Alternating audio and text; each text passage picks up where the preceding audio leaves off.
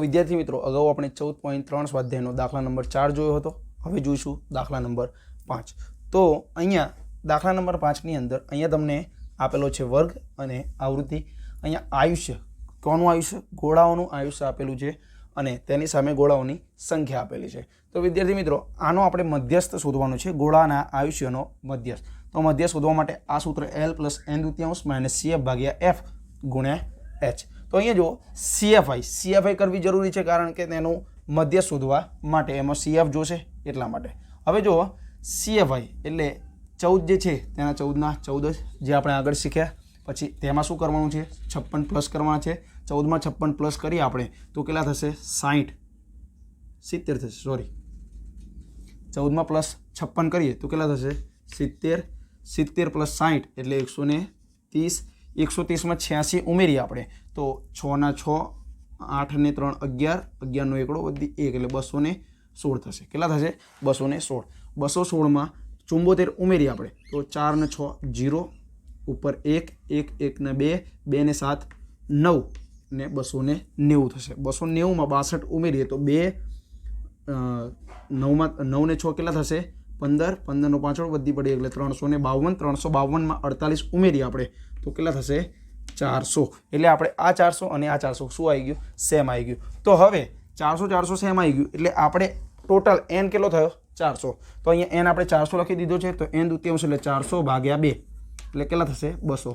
હવે 200 જોવાનું છે. 200 ક્યાં આવશે? 130 પછી આવશે 200 અને 216 પહેલાં આવશે. એટલે 216ને આપણે શું કરવાનું છે? અંડરલાઈન. બરાબર. તો મધ્યસ્થ વર્ગ શું થશે? આપણો મધ્યસ્થ વર્ગ કેટલો થશે? અહીંયા જુઓ, 3000 થી 3500. 3000 થી 3500 આપણો મધ્યસ્થ વર્ગ થશે. એટલે L બરાબર આપણે લેવાનું છે અધસીમાં 3000. એટલે L બરાબર 3000 આવી ગયા. બરાબર. CF શોધવાનો છે. CF એટલે જે આપણે અંડરલાઈન એટલે કે જે 200 છે, 200 છે અને 216 છે તેના ઉપરનું એટલે 130 એ CF લઈ લીધો. F બરાબર જે આવૃત્તિ આપેલું છે અને જે આપણે અંડરલાઇનમાં આવ્યું છે તે જ એટલે કે 86 અને H બંને વચ્ચેનું અંતર 1500માં 500 ઉમેરીએ એટલે 2000 એટલે કે બધામાં 500 ઉમેરેલા હશે. અહીંયા બધી માહિતી મળી ગઈ છે. અહીંયા ખાલી મૂકવાની જ છે. L ની જગ્યાએ શું? 3000 પ્લસ n દુત્યાંશની જગ્યાએ શું? 200 માઇનસ 130. CF બરાબર 130 ને અને F બરાબર કેટલા છે? 86 ભાગ્યા 500. જો હવે અહીંયા ગુણાકાર આવશે બેના વચ્ચેનો. અહીંયા 200માંથી 130 જશે તો કેટલા વધશે? 200માંથી 130 જાય તો 70 વધશે. 70 ગુણ્યા 500 ભાગ્યા 86 થશે.